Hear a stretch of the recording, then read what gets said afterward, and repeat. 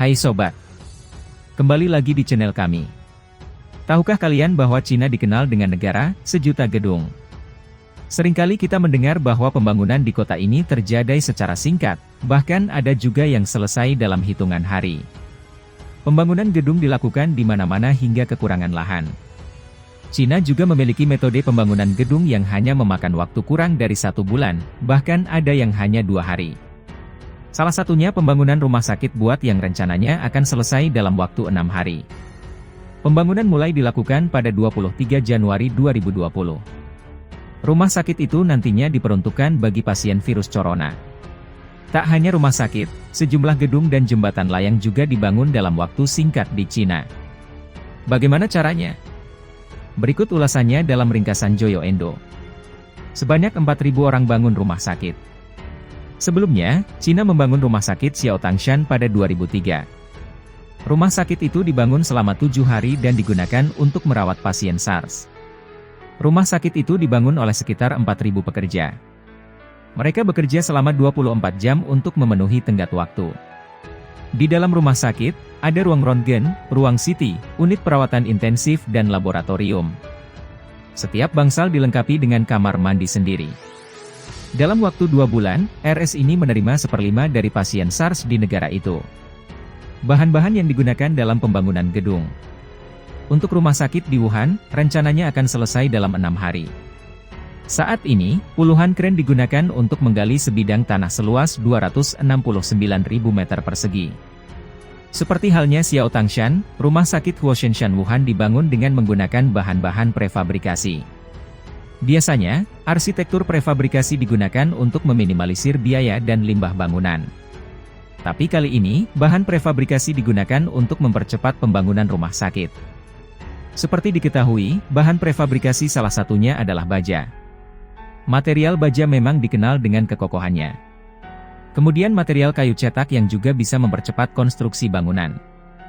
Pemilihan pekerja konstruksi yang andal. Tak hanya itu saja, pekerja konstruksi Cina memang sangat diandalkan. Mereka punya teknik konstruksi agar bisa mengerjakan pembangunan dalam waktu cepat. Pekerjaan teknik adalah keahlian Cina. Mereka memiliki catatan membangun gedung pencakar langit dengan cepat. Ini sangat sulit dibayangkan bagi orang-orang barat. Akses kemudahan dalam mendapatkan lahan.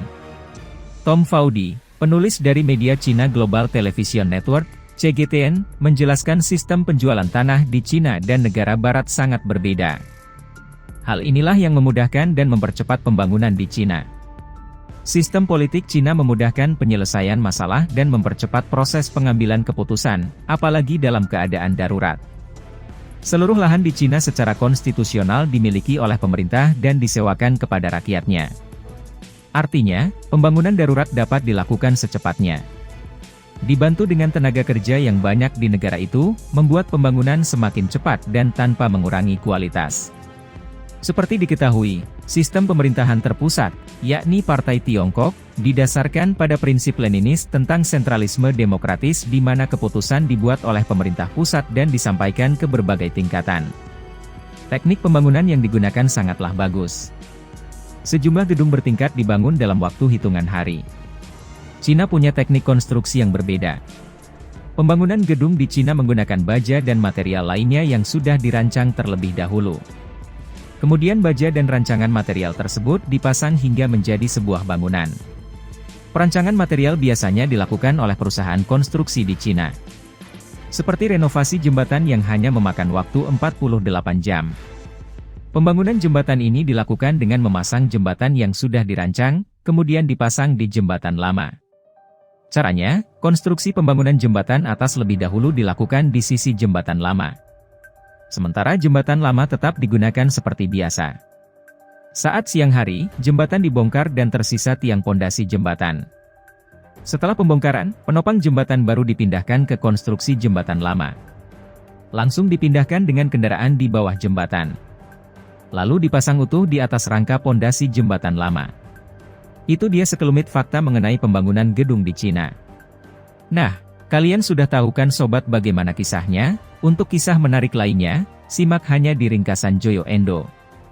Terima kasih sudah menonton.